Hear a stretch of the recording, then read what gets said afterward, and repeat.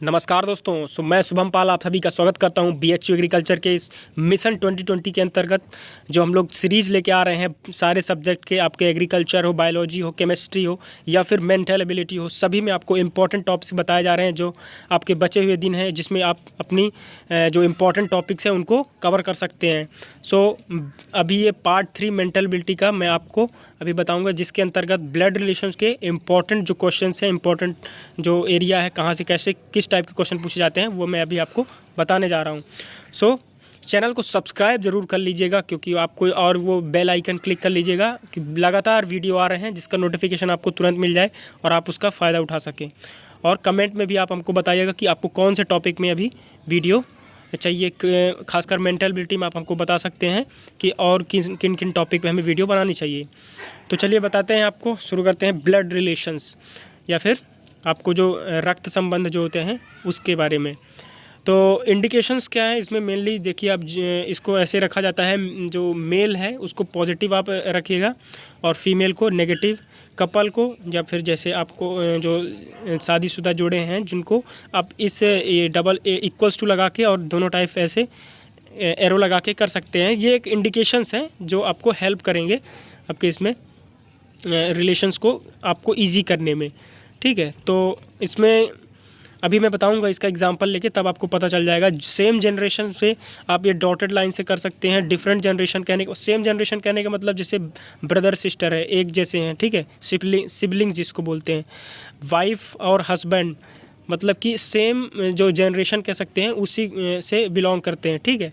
और different generation कहने का मतलब जो एक गैप होता है, जनरेशन गैप, जैसे आप हो गए, आपके माता पिता हो गए, एक जनरेशन का गैप है, ठीक है। और या फिर ग्रैंडफादर, आपके जो दादाजी हैं, ठीक है, तो उसमें आपका एक 2 जनरेशन का गैप हो जाएगा। तो ये सब इम्पॉर्टेंट चीज़ें हैं जो पहले आपको बता देते हैं, ताकि आपको क्वेश्चन जो बताएंगे उसमें आपको पता चल जाए कि कैसे क्या हो रहा है। इम्पॉर्टेंट टिप्स क्या है इससे रिलेटेड मैं आपको बता रहा हूँ। तो सबसे पहला चीज़ है, apply the question to yourself. आपको जो बोला जा रहा है कि हिज ब्रदर इज़ मीन्स, ऐसे क्वेश्चन आपको पूछे जाते हैं कि आपको रमेश या फिर कोई का नाम दे दिया, तो आप उसको खुद को एज्यूम कीजिए कि आप वो आदमी हैं या फिर जो भी है, ठीक है। आप खुद को एज्यूम करेंगे तो ज़्यादा आसान हो जाएगा। उसको एज्यूम करिए और जैसे वो बोलता जा रहा है कि his brother, his father's brother, ठीक है, तो वो आपको अपने ऊपर अप्लाई करेंगे, बहुत ईजी हो जाएगा। अपने फैमिली में ही देखेंगे तो बहुत ईजी हो जाएगा। Next step is break the question into smaller parts. कई सारे पार्ट्स में दिया जाता है। His brother is means sister of my grandfather son, ऐसे बहुत सारा आपको बताया जा सकता है। वो क्वेश्चन में देखेंगे तो उसको आप अलग अलग पार्ट में बांट लेंगे तो आपको बहुत इजी हो जाएगा। Do not assume the gender, ठीक है। आपको जब तक बताया नहीं जाता या फिर क्लियर नहीं किया जाता कि वो एक मेल है, या फिर जैसे आप ब्रदर बोला तो आप समझ जाएंगे कि हाँ मेल है, लेकिन जब तक उस पर्सन के बारे में आपको क्लियरली नहीं बताया जा रहा तो आप डायरेक्टली उसको एज्यूम मत कर लीजिए कि ये भाई होगा कि बहन होगा, या फिर आपका वो जेंडर आपको पहले से आपको क्लियर नहीं कर लेना, ठीक है। तो दोनों तरफ आपको माइंड में रखना है कि कुछ भी हो सकता है, ठीक है। Next is draw clear diagram. इसमें डायग्राम आपको बनाना होगा, खासकर जो आपको ABCD करके देता है कि A is brother of B और सिस्टर ऑफ C, ठीक है। तो उसमें आप जल्दी से ड्रॉ कर लेंगे तो तुरंत आपको क्लियर हो जाएगा कि ये इन दोनों में क्या रिलेशन है, ठीक। तो ये इम्पोर्टेंट चीज़ है जो आप, ये टिप्स हैं कोई भी क्वेश्चन करने के लिए ब्लड रिलेशन से। कुछ लोग को बहुत लोग को देखा गया कि वो जल्दी से इस चीज़ों को, ब्लड रिलेशंस को सॉल्व कर पाते हैं, शायद उनका उन चीज़ों को ज़्यादा जानकारी होता है। कुछ लोग का ब्लड रिलेशन थोड़ा सा वो वीक रहता है तो इससे रिलेटेड क्वेश्चंस में, तो वो लोग भी इसको पूरा वीडियो देखेंगे तो उनको सभी चीज़ें जो जिस तरह के क्वेश्चन पूछे जाते हैं वो आपको बन जाएंगे, ठीक है। तो चलिए आगे बताते हैं, जो एग्ज़ाम्पल के थ्रू आपको बताते हैं। एग्ज़ाम्पल देखिए, मैंने यहाँ पे लिखा है, अगर आप कर पा रहे हैं डायरेक्टली इसको, जैसे ये क्वेश्चन पूछा गया है, आपके माइंड में स्ट्राइक कर जा रहा है कि हाँ क्या होगा, तब ठीक है, ठीक है। और आसान तरीका क्या होगा? John introduces Mary as the daughter of the only son of my father's wife, ठीक है। How is Mary related to John? How is Mary related to John, 2 बार यहाँ पे लिख गया है, लेकिन आपको ये एक ही बार होगा, एक बार कट कर लीजिएगा। How is Mary related to John?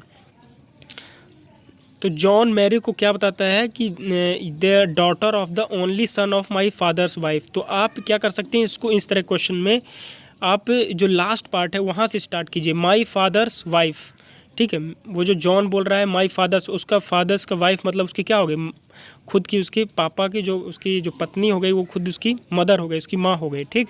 Next part उसमें पीछे से आप जा रहे हैं लास्ट से, the only son of my, तो only son of my father's wife, तो वो खुद हो गया अपने, क्योंकि पहले लाइन में आपको पता चल गया कि वो उसके माता की बात कर रहा है। फिर ओनली सन क्या हो जाएगा, जॉन खुद हो जाएगा, ठीक है।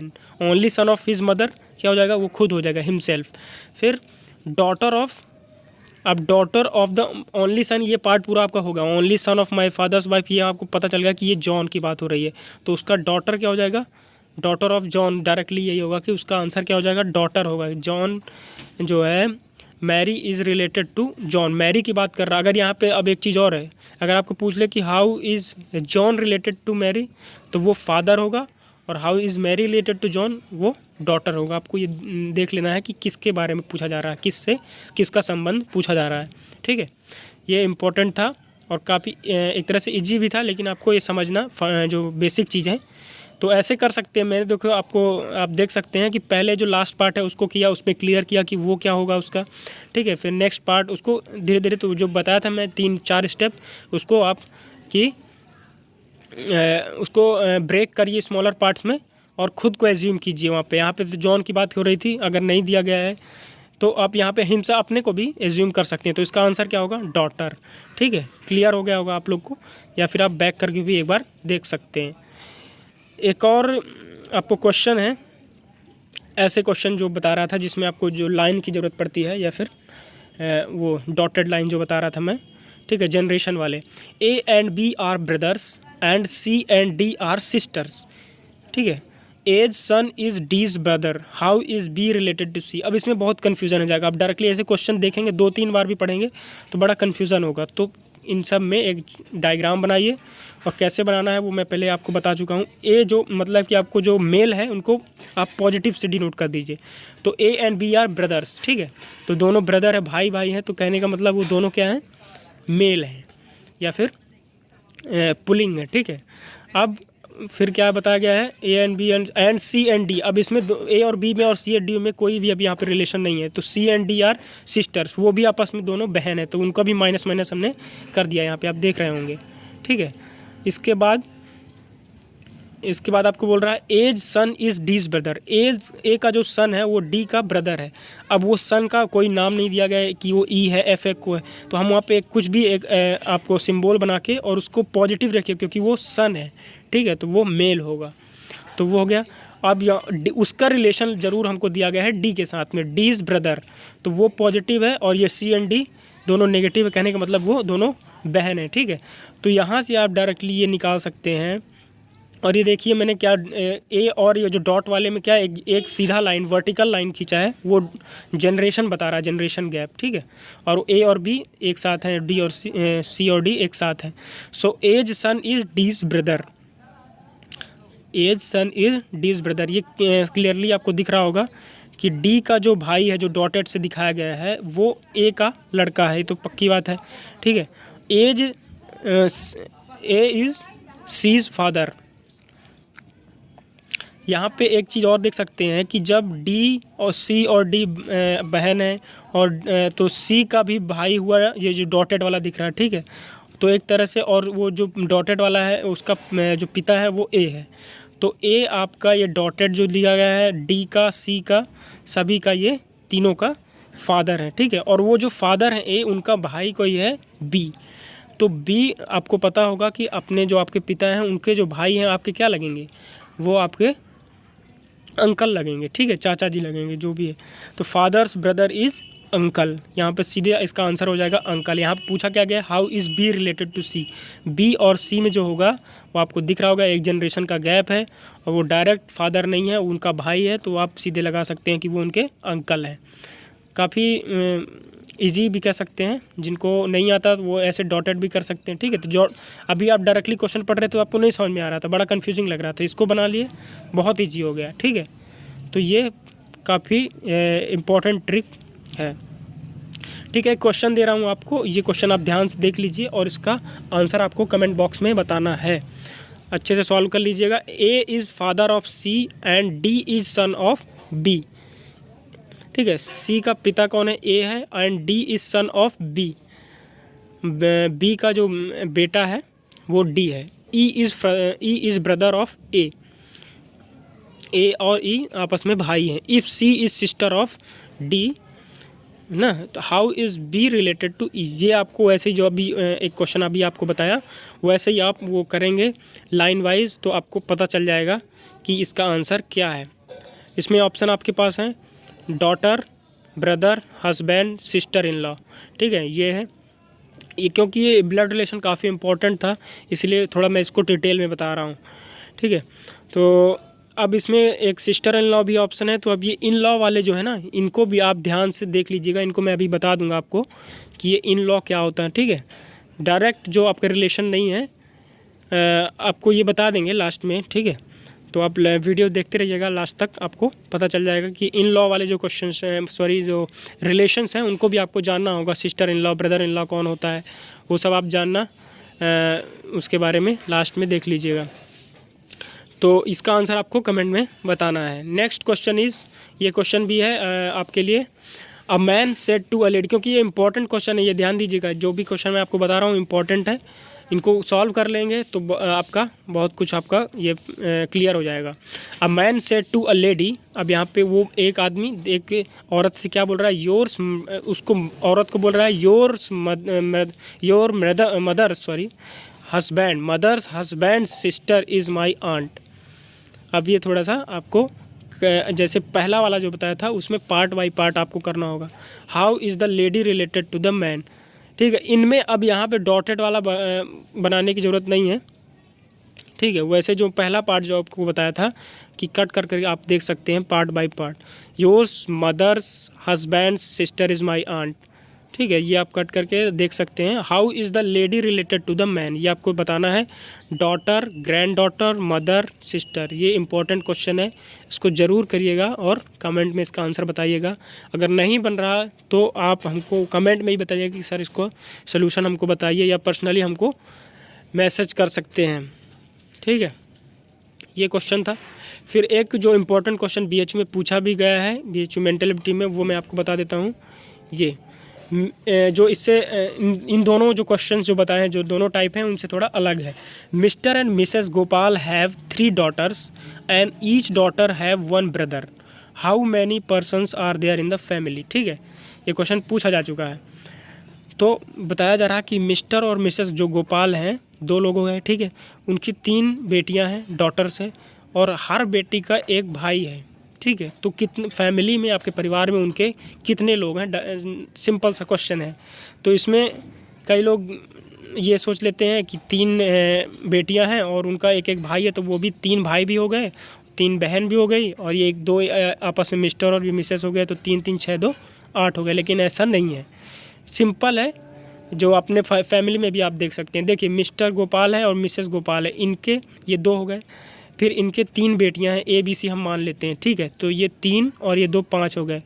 अब ये कहने का मतलब कि आपके पास, आपको खुद अपने घर में देख लीजिए कि आपके पास एक भाई है। ठीक है, एक भाई है, उसको वो A भी बोल सकती है कि वो मेरा भाई है, B भी कहेगी कि वो मेरा भाई है, और C भी कहेगी कि मेरा भाई है। तो उन सभी का एक एक ब्रदर हो गया कि नहीं? वो सभी ये कह सकती ना कि हमारे पास एक ब्रदर है, वो भी बोलेगी मेरे पास एक ब्रदर है। तो ब्रदर एक ही है और वो सिस्टर्स 3 हैं उसकी। ठीक है, तो ये मिस्टर और मिसेस गोपाल की ये तीनों डॉटर हो गई, और एक वो उनका सन हो गया, जो कि टोटल मिला के आपका 6 लोग हो जाएंगे। टोटल पर्सन्स हो जाएंगे 6, जो कि 8 नहीं है। आपको देख लेना है इसका। ये इस टाइप के क्वेश्चन भी पूछे जा सकते हैं, और पूछा भी गया है ये क्वेश्चन। ये प्रीवियस ईयर का क्वेश्चन है। तो इम्पॉर्टेंट रिलेशन जिसकी बात कर रहा था, जैसे सिस्टर इन लॉ वाला है, तो वो भी ध्यान से देख लीजिए। तो इनमें आपको अप्लाई क्या करना है, जैसे आप अपने को खुद रखिए, योर सेल्फ जो है आपका मदर्स फादर्स सन।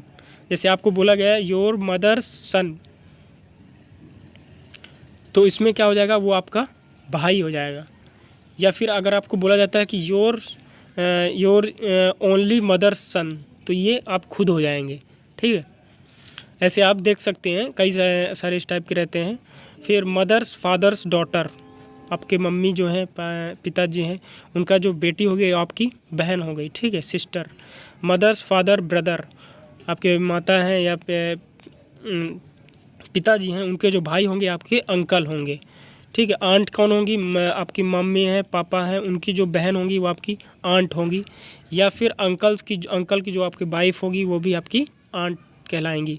तो आप जो नॉर्मली गांव भाषा में या फिर हिंदी में जिनको आप कह सकते हैं कि आपकी जो बुआ जी हैं उनको आप आंट कह सकते हैं, वो आंट हैं आपकी, इंग्लिश में यही होता है, ठीक है। अंकल्स आंट चिल्ड्रन, जो चाचा हैं आपके या चाची हैं उनके जो लड़के हैं, फिर वो कोई भी हो सकते हैं, या तो कोई मीन्स वो लड़की भी हो सकती है या लड़का, वो दोनों ही आपके कजिन होंगे या चचेरे भाई या बहन, जो कजिन में दोनों आ जाता है, ठीक है। सन्स वाइफ, अब कोई आप एक जैसे मान लीजिए है आपका बेटा है और उसकी जो पत्नी आपकी बहू होती है उसको डॉटर इन लॉ बोलते हैं, ठीक है। फिर डॉटर्स हस्बैंड, आपकी बेटी का जो पति है वो आपका दामाद होता है जिसे हम सन इन लॉ बोलते हैं इंग्लिश में, ठीक है। फिर हस्बैंड्स वाइफ सिस्टर, आपके जो पति हैं या फिर जो आप अगर फीमेल हैं तो आपके हस्बैंड हो गए, ठीक है। तो आपके हस्बैंड के जो सिस्टर हैं जिसको आप हिंदी में क्या कहते हैं ननद भी कहते हैं, तो उनको सिस्टर इन लॉ बोल देंगे, ठीक है। और अगर आप मेल हैं तो आपकी जो पत्नी है उनकी जो सिस्टर हो गई वो आपकी सिस्टर इन लॉ ही कहलाएंगी। अब इसमें दो चीज़ें, सिस्टर इन लॉ दो जगह आपको मिलेगा, मैं आपको बता रहा हूँ, ये देखिए, हस्बैंड्स वाइफ्स ब्रदर, ठीक है। जो पति हैं उनके, आपके जो पति हैं उनके जो भाई हैं, ठीक है, वो भी आपके ब्रदर इन लॉ हैं। फिर सिस्टर्स हस्बैंड, बहन के जो पति हैं वो भी आपके ब्रदर इन लॉ। तो ब्रदर इन लॉ किन किन लोगों को बोला गया है, हस्बैंड्स ब्रदर जो कि आपके देवर कहलाते हैं वो भी ब्रदर इन लॉ हैं, और जीजा जीवी को आपको ब्रदर इन लॉ बोला गया है, ठीक है। फिर ब्रदर्स वाइफ ये आप देख सकते हैं, सिस्टर इन लॉ ये भी दो है, ठीक है। ब्रदर सन कौन होता है, ब्रदर सन आपका जो भाई है, भाई का जो लड़का है वो आपका नेफ्यू यानी भतीजा कहलाएगा, और भाई की जो लड़की है वो आपकी भतीजी कहलाएगी, ठीक है। तो ये भतीजा और एक ये भतीजी या भांजी कह सकते हैं, ठीक है। और मैटरनल और पैटर्नल आपको पता होगा, मैटरनल मतलब आपका पूरा बात किया जा रहा है मामा जी के यहाँ जो आपका है, ठीक है, जो आपके यहाँ मदर्स की फैमिली में जो सब कुछ जिनकी बात हो रही है वो मैटरनल वहाँ पे लग जाता है, और पैटर्नल मतलब आपका खुद का, जहाँ पे आप हैं आपका खुद का जो फैमिली है तो वहाँ पे पैटर्नल यूज़ होता है, ठीक है। तो ब्रदर्स ये नेफ्यू हो गया, और कजिन आपको पता ही है जो मैं आपको पहले बता चुका हूँ, अंकल्स और आंट का चिल्ड्रन होते हैं वो। सो ये कुछ इम्पॉर्टेंट रिलेशंस हैं, देख लीजिएगा। Brother in law sister in law वाले में ये थोड़ा कन्फ्यूज़न क्रिएट करता है, बाकी तो आपको बन जाएगा। तो ये जो इम्पोर्टेंट चीज़ें टिप्स बताए हैं, ये क्वेश्चन जो हैं ये एक टाइप का क्वेश्चन है, फिर इसमें ये क्वेश्चन का आपका आंसर बताना है कमेंट में, इसका भी ये इस टाइप के आपको अप्लाई करना है, जैसे कि ये ABCD वाले में।